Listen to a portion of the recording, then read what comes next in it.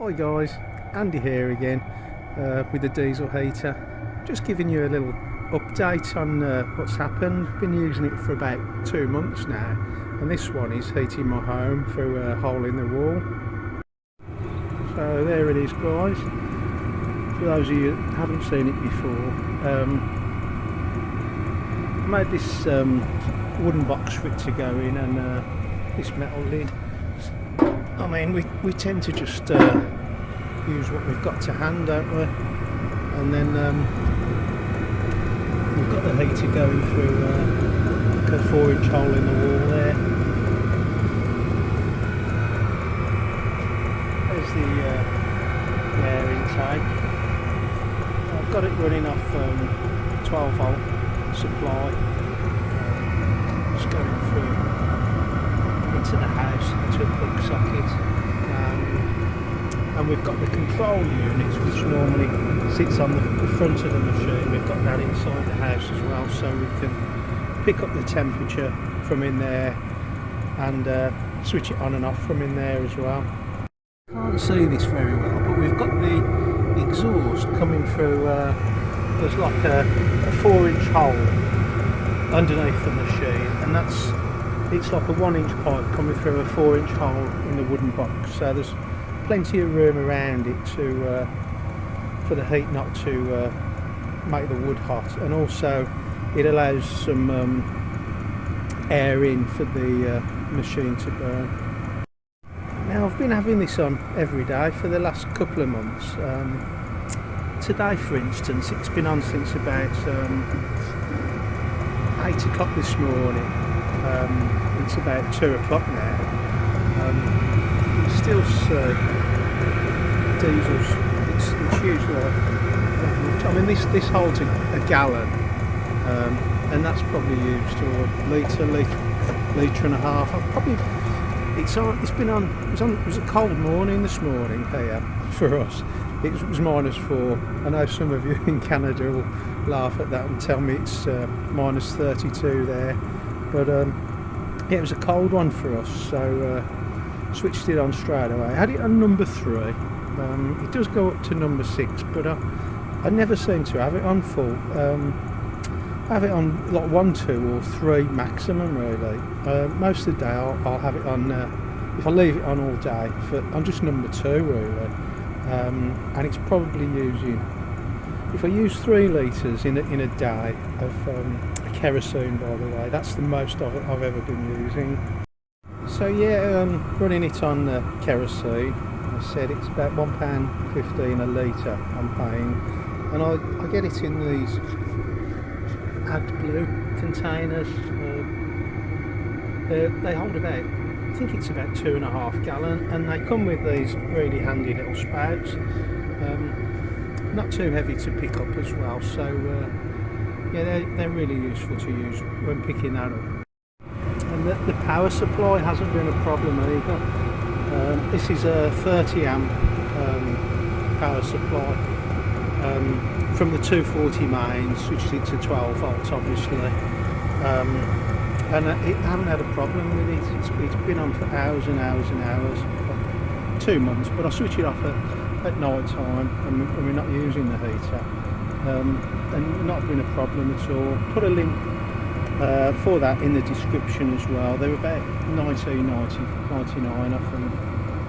A few people have asked me as well how I drilled a hole in the wall, because that's it's a double skin brick wall there, and basically I use this.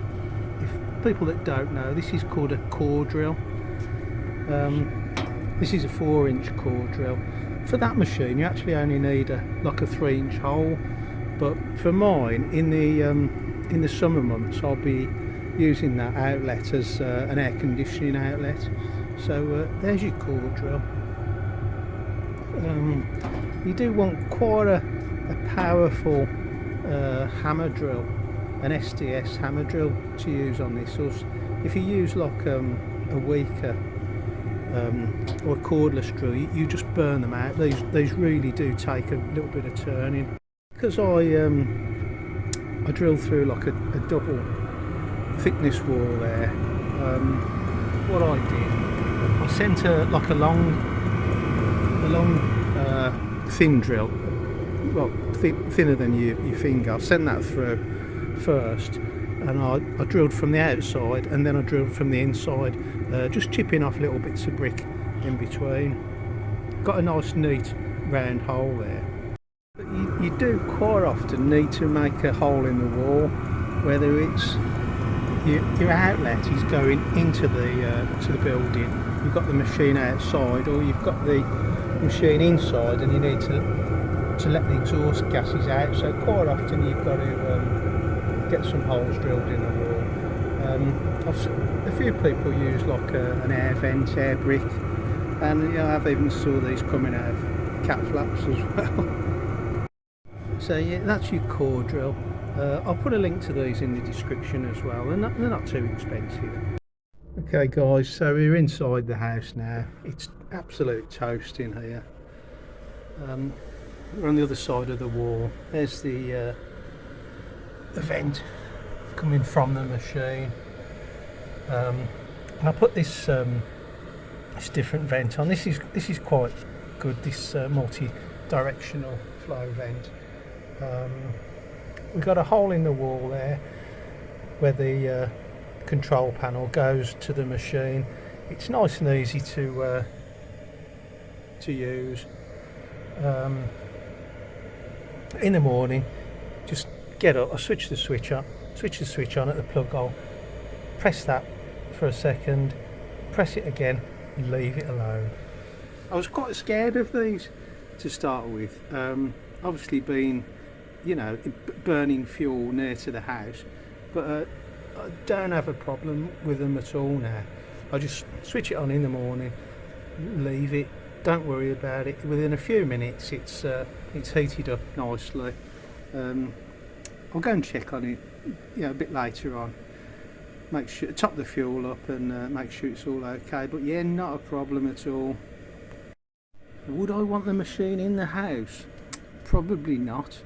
I mean, for the simple reason, when you're topping it up, you're always going to spill a little drop, or you're just going to smell the kerosene or whatever you burn it on it in the house. You're always going to smell that. I don't want to smell any fumes at all. This is running all day. There's absolutely no burnt fuel smells or kerosene smells at all. There's no chance of exhaust leaking into the house. I wouldn't have. I've got the other machine in the garage. I'll show you that in a bit. But no, I'm happy with this setup, and this is all you've got. You just got that vent.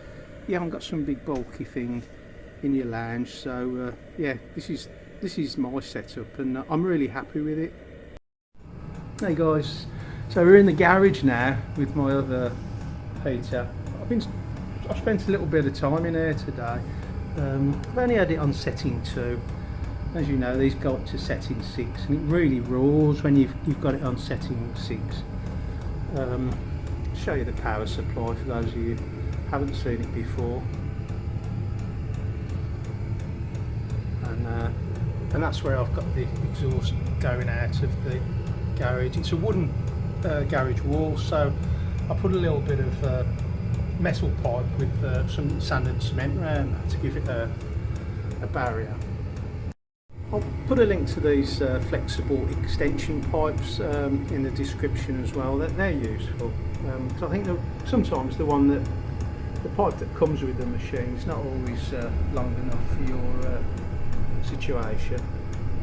And there we are guys, we're just outside the garage now. You can see what I did with the sand and cement and the pipe going through to give a nice gap around the exhaust so it doesn't burn the garage down.